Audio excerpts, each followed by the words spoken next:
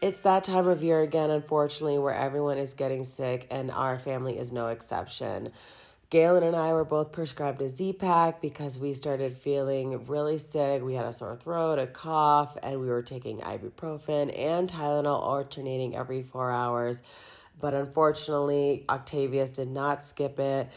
After just a few days, he started feeling really, really sick. He had a fever. He had a really bad cough, which was even worse than ours. He was still eating and drinking pretty normally, but still not to his normal amount.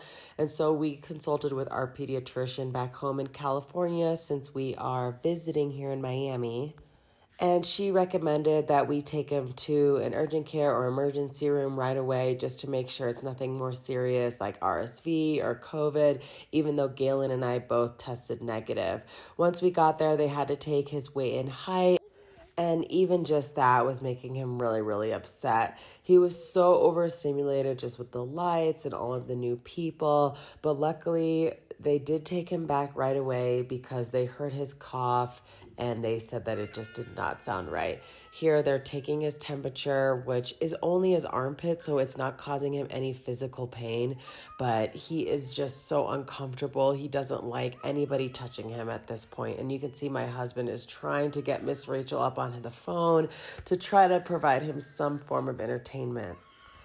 Everything right now for him is just rarely overstimulating. Even just the stethoscope, which was very gently placed on his chest, he really did not want that to happen.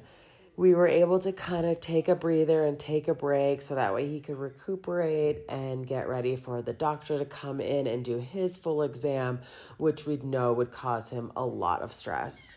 Here you can see the doctor coming in for his exam, and it's so hard to see Octavius so uncomfortable, but he has to do this exam to make sure that he is okay. Unfortunately, the doctor, after his exam, did diagnose him with an upper respiratory infection, so they did begin the process of admitting him. Here you can see his bracelet placed on his ankle. They do this a lot for infants, so that way they don't mess with it on the wrist too much.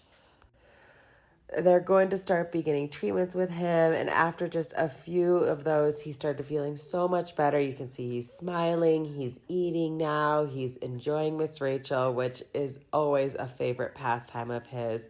He's able to interact with us a lot more, and the crying and the uncomfortability has really started to subside.